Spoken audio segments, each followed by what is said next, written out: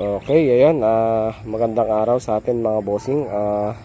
For today's video natin mga bossing, bali magsa-sound check muna tayo ng ating Apido bike. Okay, so meron kasi tayo mga tropa na kapwa natin mga naka-Suzuki Thunder. So nagre-request sila na mag-sound check daw naman tayo ng ating pipe. Okay, so alam ko yung na-experience nila kasi wala kasi tayo makukuha na pipe na sadyang pang Suzuki Thunder. Okay, so wala lumabas na aftermarket nya na mabibili na basta mo lang siya ikakabit na plug and play. Okay, so kung mapapansin nyo yung ating Apido pipe na yan, bali siya ay hindi talaga siya pang Suzuki Thunder. So siya ay pang XRM 125. So pinaritubuhan ko na lang siya para maikabit natin dito sa ating Suzuki Thunder. Okay, so ito kasi tubong ito ay una ko pang dun sa aking unang pipe. So ang ginawa ko, pinaputol ko na lang siya dyan dito, kasi ito yung tubo niya talaga na standard. Yan ang tubo niya standard. So ang ginawa ko, pinadugtong ko na lang dito, pinaputol ko yung dating kong tambucho at diyan ko na pinadugtong. Okay, so magsa-sound check tayo. Bali yung pipe natin is meron siyang apat yung tunog na ginagamit ko dito sa akin pipe. Pwedeng mahina, pwedeng mahina na may konting lagitik, tapos yung isa ay yung ma-bass at yung isang ma-bass na malagitik. Okay, so sound check natin isa-isa yung mga bossing. Papakita ko rin sa inyo kung paano ko na gagawang may batiba yung tunog ng ating tambucho. Okay, so umpisahan natin dito sa ating ayan, yun yung pinaka-standard nya. So meron pa siyang silencer dito kasi ang bala ko kasi dito sa ating pipe, kaya mag sound check na rin muna tayo, is bala ko na baklasin yung kanyang pipe, yung kanyang loob, kasi papalitan natin ng carbon fiber kasi luwag na yun nasa loob niya, minakalansing niya yan sa loob. Kung kaya ay papalitan na natin ng carbon sa loob. Okay, so sound check muna natin, then pagka nabaklas ko na, video ko na rin kung paano ko siya gagawin at kung paano ko siya babaklasin, kung paano ko siya papalitan ng fiber. Okay, and then pagkatapos video ko rin kung ano yung magiging resulta ng ating gagawin pagpapalit ng ating fiber. So ngayon, sound check muna tayo doon sa sinasabi kong apat na iba't ibang tunog ng ating pipe. Okay? Ito yung una niyang tunog na po pwede natin magamit. Ito yung pinakatahimik niya.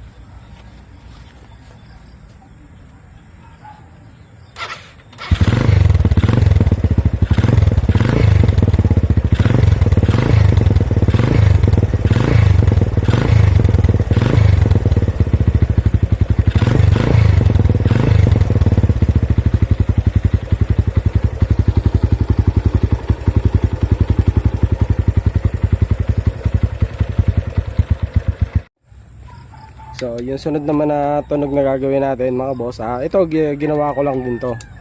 Okay, so maganda dito sa tambucho na to, ayun, ay iba-iba nga yung tunog at nababaklas. Okay, depende sa tunog na gusto mo. So ito, dati ang tunog nito ay 3 lang, so ginawa ko siyang 4 kasi yung tunog na to gusto ko medyo malagitik. Okay, so ito na yung pinaka cover nya. So ito na yung isang ginawa ko. Okay, so kung mapapansin nyo, ayan, dati pantayan. So ang ginawa ko, pinutulan ko siya na pinaigsi ko.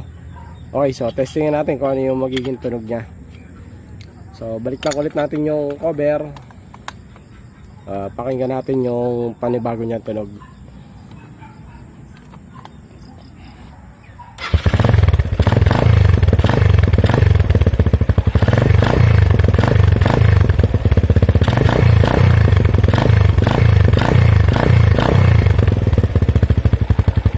Ayan, tapos na tayo doon sa dalawang tunog.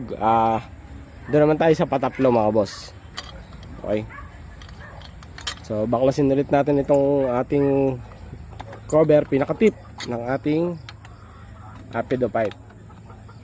So maganda dito sa tambucho na to, silent killer siya. So kumbaga pagka naka-minor, hindi mo siya masyadong maiingayan. Pero kapag binira mo, talagang malakas. Okay. So ang gagawin naman natin, ang tatanggalin naman natin ito, yung kanyang pinaka silencer at saka yung kanyang pinaka tip, para madinig naman natin yung kanyang pinaka ma-bass na tunog. Okay.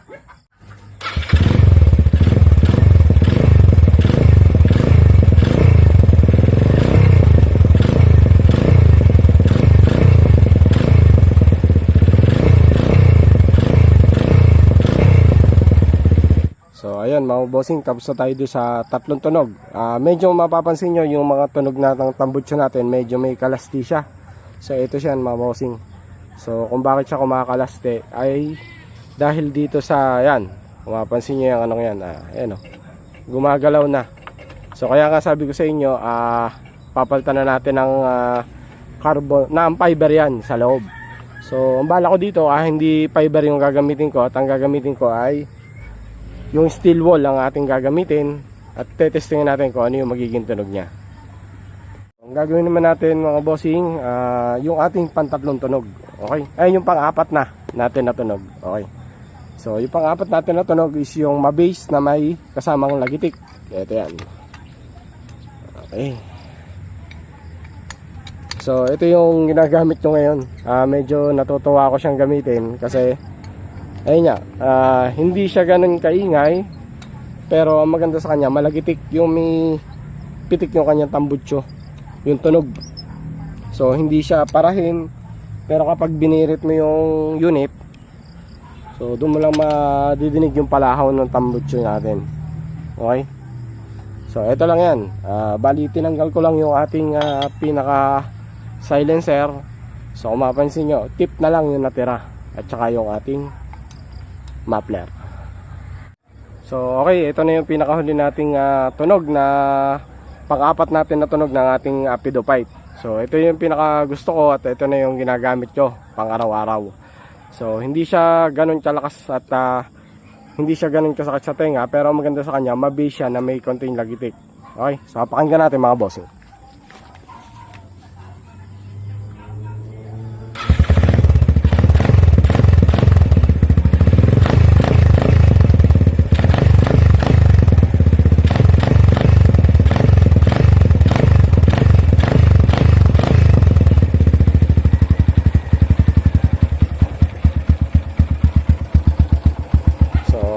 Tunog niya pagka naka-minor lang siya. So tahimik lang.